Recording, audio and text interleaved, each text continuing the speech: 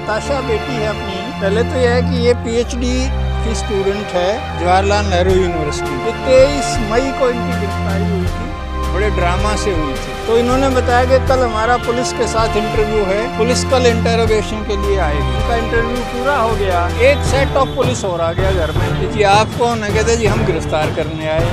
24 तारीख को उनको पेश किया गया। उस वक्त उनके ऊपर एक ही FIR थी। अब मुझे पूछना पड़ेगा, मेरी आवाज़ इतनी सी कि इसमें रह जाती है, इसलिए थोड़ा नीचे कर लेता हूँ। अब ठीक है। हाँ, दरअसल मेरे से तो साथियों का ये मांग रहती है, ये बात होती है, कुछ बताओ जी, आगे बताओ क्या बना, कैसे हुआ। तो वही बात मुझे करनी है। ये नताशा बेटी है अपनी। पहले तो यह है कि ये PhD की स्टूडेंट है जवाहरलाल नेहरू यूनिवर्सिटी में, हिस्ट्री डिपार्टमेंट में। और एक इसके साथ दूसरी साथी है, उसका नाम, इसकी साथी है, उसका नाम देवांगना है। वो भी JNU में MPhil कर रही है। JNU से, इसी डिपार्टमेंट से एक और लड़का गिरफ्तार है इसी धाराओं में, सरजील है उसका नाम। तो एक ही डिपार्टमेंट के ये 3 लोग जो है ना पकड़े हुए हैं इसमें। ये 23 मई को इनकी गिरफ्तारी हुई थी, बड़े ड्रामा से हुई थी। मैं इनसे मिलने गया हुआ था। दरअसल मैं चाहता था कि बेटी यहाँ आ जाए कुछ देर के लिए, लॉकडाउन है और है। तो इन्होंने बताया कि कल हमारा पुलिस के साथ इंटरव्यू है, पुलिस कल इंटरोगेशन के लिए आएगी, इसलिए हम आज नहीं जाएंगे। नेक्स्ट डे पुलिस आ गई, उनकी बातचीत हुई, उन्होंने पूछताछ की, इनके घर पे ही की, उनको चाय पानी भी पिलाया।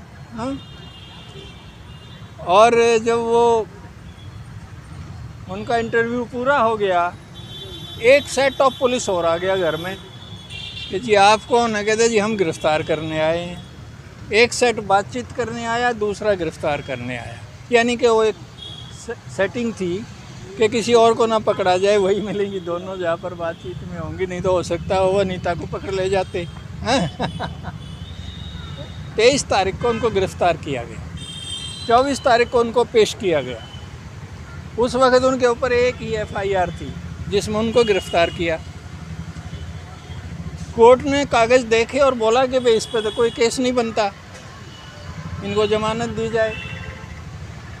और उन्होंने कहा कि ये जो भी कार्रवाई तुमने इसमें लिखी है वो तो ये लड़कियां खुद कह रही हैं हमने की है, हमने भाषण भी दिए और हमने मीटिंग भी अटेंड की है, इससे क्या होता है? ये तो सबका अधिकार है, इसमें तो कोई केस नहीं बन सकता। उनको जमानत घोषणा कर दी अदालत ने।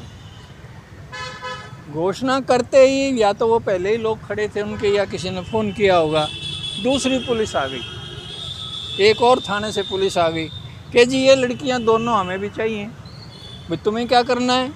कहता है ये बड़े बड़े अपराध में इन्वॉल्व है, इनके खिलाफ़ बहुत बड़े इल्ज़ाम हैं। कहता है ये तो लिखा था, इसमें तो कोई इल्ज़ाम नहीं, तू बोलो क्या इल्ज़ाम है बताओ। तुमने इन लड़कियों से बातचीत करी है? कि ना जी।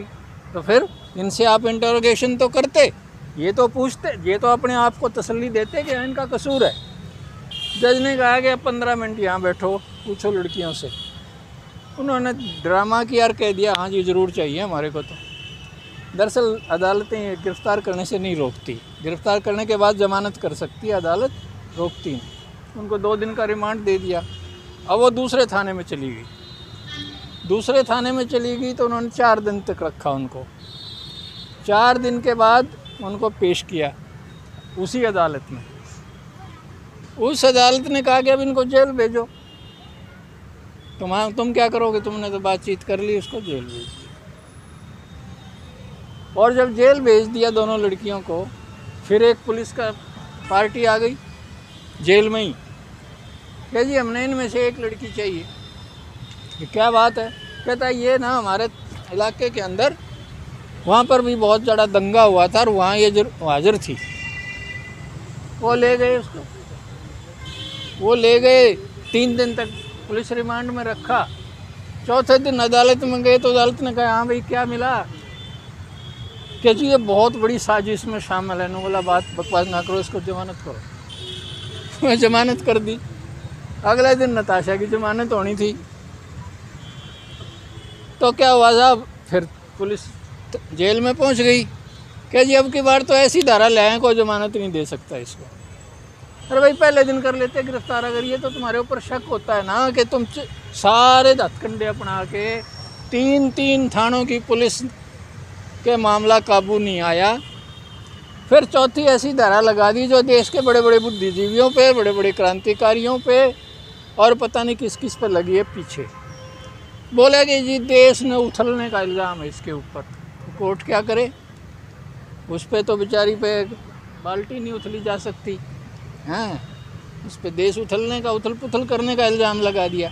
वो एक तरीका है, जैसे डॉक्टर कफील जो है ना निकाला है, कोर्ट ने कागज़ खोल के देखे तो कुछ भी नहीं पाया, लेकिन कानून ये था कि कोर्ट कागज़ खोल नहीं सकती, उसने ज़बरदस्ती खोल लिया।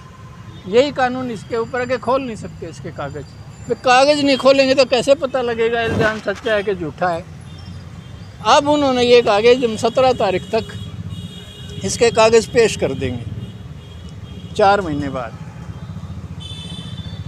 अभी एक देवांगना जो लड़की है उसकी एक और धारा में जमानत का केस आ गया, उसकी ज़मानत हो गई। जब उसकी ज़मानत हो रही थी तो जज यूँ बैठ गए आराम से, कहता मैं बात ही नहीं करता, मैंने एक सबूत दिखा दो उसके बाद बात करूँगा। उसने दोबारा कहा, जो सरकारी वकील होता है, कि जी कोई सबूत है, मुझे एक जगह दिखा दो ये लड़की भाषण देते हुए उकसा रही है। भाषण तो मैं भी दे रहा हूँ, ये कहाँ भड़काया इसने, किसको उकसा रही है, ये कौन मर गया यहाँ, कोई एक तो सबूत, कोई वीडियो होगा।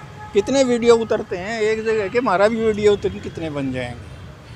या फिर कोई सरकारी मीडिया का दिखा दो या प्राइवेट मीडिया का दिखा दो।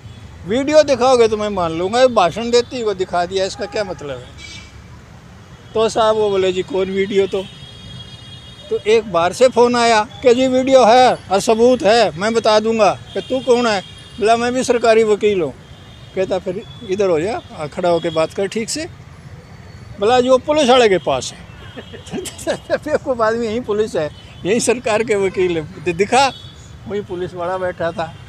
जज ने कहा बोल भाई है तेरे पास, उन्होंने बोला ना जी।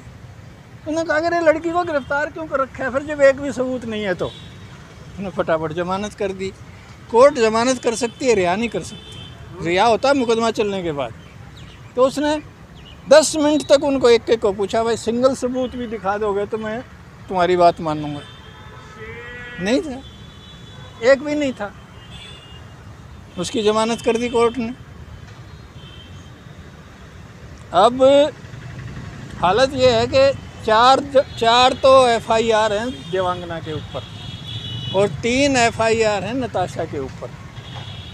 देवांगना की तो 3 में बेल हो चुकी है, 1 बाकी है, और नताशा की 1 में बेल हुई है, 2 बाकी है। दूसरे नंबर की अभी कोर्ट में लगी हुई है, उसकी 4-5 दिन में उसमें ज़मानत हो जाएगी, लेकिन वो रिहा नहीं होएगी। वो जो पाथ रखा है बहुत बड़ा कानून, जिससे कोई बच नहीं सकता, 2-2 साल तक लोग जेल में पड़े हैं उसको लेके, कोई पूछता नहीं कहाँ पड़े हो।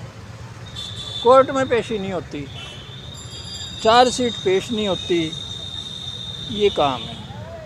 जहाँ तक मेरा और नताशा का इस दौरान में एक तो बात ये है कि मेरा टेलीफोन उससे हो जाता है रोज़ाना। पुलिस में ये रूल है कि अपने घर वालों को आप टेलीफोन कर सकते हो, और टेलीफोन इसलिए कर सकते हो क्योंकि मुलाकात नहीं, बंद कर रखी है मुलाकात, मैं मिल नहीं सकता उनसे, वहाँ पर एंट्री नहीं हो सकती। ये भी देश में एक जो कानून लगा है ना, ये आपदा का, लॉकडाउन का, ये सरकार का हथियार है बहुत बड़ा। कल तो ऐसा अचरफ जो अभी जेल में तो कौन जाने देगा, मुझे यूनिवर्सिटी में नहीं जाने दिया, उनकी यूनिवर्सिटी में रोक दिया, नहीं जा सकते आप यूनिवर्सिटी में। अब क्या वक्त आ गया, आप देखिए, ना यूनिवर्सिटी में जा सकते, ना जेल में मिलने जा सकते, कचहरी में वकील नहीं जा सकते, लड़कियां पेश नहीं हो सकती, एक सिर्फ जज बैठा होता है, वो वीडियो कॉन्फ्रेंस करता है सबसे, ऐसा वक्त आ गया। तो ये एक पोजीशन है।